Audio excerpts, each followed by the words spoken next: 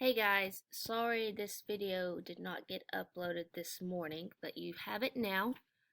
Before you watch the video, you need to get your science composition out. Turn to the next clean page, please.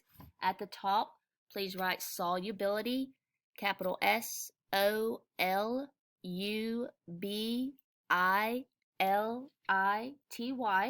and today's date is April the 9th. And I want you to jot down information. Make sure that you are listening so you know what you need to jot down. These three unknown white substances from science class. You will need to identify what the substances are and label them before you put them away. So we have a virtual scenario here. We have these three white substances. We do not know what they are, and we are going to use the property of solubility to figure out what the substances are. Let's use the property of solubility to identify each substance. Solubility is the maximum amount of solute that can dissolve in a given amount of solvent. The way to determine solubility is to saturate a solution. So that's very important. The way to determine solubility is to saturate the solution. A solution is saturated when no more substance or solute will dissolve in the solvent. We're going to use water as the solvent. When your solution is saturated, you will know this because no more solute will dissolve. Every substance on this chart has a different solubility. If we know how much of a substance dissolves in 50 milliliters of water, then we can use this solubility chart to help us identify the substance. So we're going to be referencing this chart in just a moment to figure out what substance we are dealing with. Before we begin, make sure you have a pencil and your science notebook to record your observations. When you're ready, click the Done button and let's get started. Here's how to determine the solubility of a substance. First, make a saturated solution. Let's use substance 2.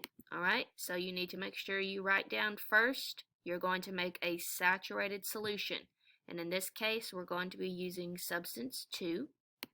This bottle has 50 milliliters of water in it. Let's add substance 2 to the water until... It's very important we know we are using 50 milliliters of water. And right now, we have placed 1 spoonful of the substance into the water. No more will dissolve. We're 1, placing another spoonful in. 2. That's 2 spoonfuls. Can you see the undissolved solute settling to the bottom of the bottle? That means no more substance will dissolve. So we know no more substance will dissolve when we see undissolved solute settling at the bottom. Spoonfuls are not very precise measurements. What we really want to know is how many grams of substance 2 dissolved in the 50 milliliters of water. How can we figure that out? First, let's remove the undissolved substance using a wet filter. Now we're left with only saturated solution.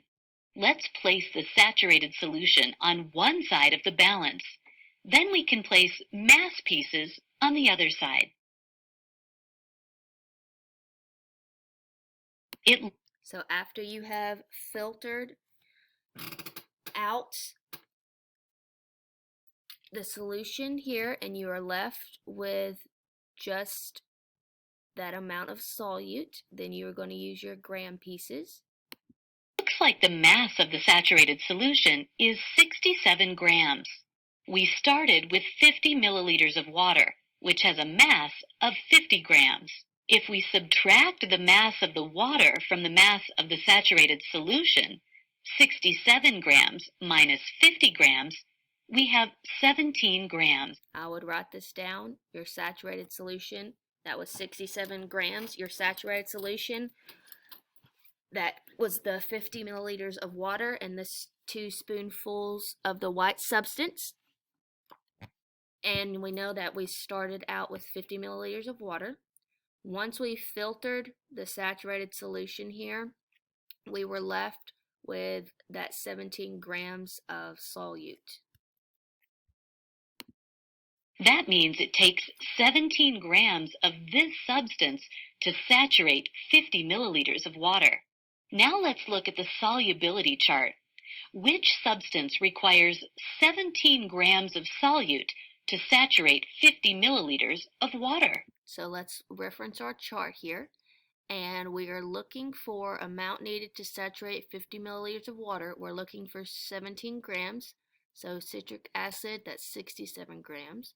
Baking soda is 3 grams. Epsom salts, 40 grams. Salt, 17 grams.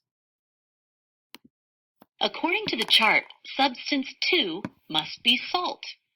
We use the property of solubility to identify this substance.